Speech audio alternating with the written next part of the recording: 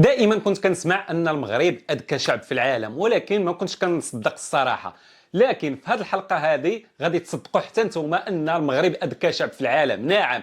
واش سمعتوا القصه ديال المغربي اللي في عمره 31 عام مشى لسويسرا باش يبدل حياته، ولكن بين عشيه وضحاها ولا مالك في سويسرا؟ نعم، هذه هي القصه الحقيقيه، ماشي خيال تناقلتها جميع الصحف العالميه، منهم الجزيره العربيه، فرانس 24، يعني جميع المنصات والقنوات العالميه تكلمت على هذا الموضوع. مغربي في العمر ديالو 31 عام عايش في سويسرا، سميتو يونس، الاصل ديالو كيف ما قلت لكم كنأكد عليها مغربي. هاد السيد هذا بدا كيبحث في السجلات ديال الاراضي اللي كاينه في سويسرا، لقى واحد الثغره قانونيه اللي خطيره بزاف، هي اللي غادي تخليه يولي ماشي ملياردير، غادي يولي مالك او امبراطور. نعم، كون الامبراطوريه ديالو بواحد الثغره كيف ما قلت لكم كاينه في الدستور السويسري، تتقول هاد الثغره بان اي ارض، اي طريق، اي قطعه ارضيه كيف ما كانت في الغابه، كانت في المدينه، في الباديه،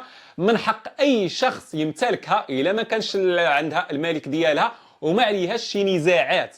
هذا الشيء اللي خلى هذا المغربي هذا يبحث بشكل كبير وسنوات طويله في السجلات، وبحث ولقى بزاف ديال الاراضي اللي هي 148 قطعه ارضيه و83 طريق، هي اللي لقاها ما عندهاش المالك ديالها وما كاين حتى شي نزاع عليها. وهنايا كيتبين بان الغنى وكذلك الثراء واي منصب بغيتي توصل له راه خصك توصل له بالذكاء، ماشي القوه العضليه، القوه ديال الذكاء ديال الانسان. هنايا هذا المغربي ما وقفش هنايا، تخيل معايا نصب راسو مالك امبراطور على الاراضي والطرق اللي امتلكها، كذلك دار واحد العمله اللي خاصه به، عمله نقديه اللي كتحمل الصوره ديالو، كذلك شرى دبابه وقال بان غادي يكون عنده اسطول باش يحمي المملكه او الامبراطوريه ديالو.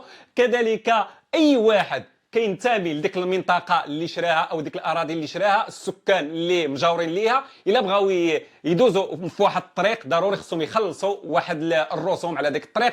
كذلك لا بغى يشري شي واحد شي ارض خصو يخلص ديك الارض، يعني يخلصوا هو عادي يسكن تما ويبني. يعني دار واحد القانون اللي خاص به، امبراطوريه اللي خاصه به، وهذا الشيء اللي خلى العالم يستغرب ويتصدم في هذا الشاب المغربي والذكاء ديالو الخارق. هنايا القضاء السويسري ما سكتش، تابعوا بتهمه الاكراه المالي، وان الاراضي اللي استولى عليها ماشي من حقه، ولكن هو تأكد بأن استولى على هذه الأراضي بطريقة قانونية، وأن القانون السويسري والدستور السويسري تيكفل له هذا الحق. ومع ذلك الملك المغربي أو الشاب المغربي ما استسلمش ونصب راسه مالكا بشكل رسمي، وقام بمراسم خاصة بتنصيب الملوك في سويسرا. وهنايا كيتبين بأن الشعب المغربي بصح أذكى شعب في العالم.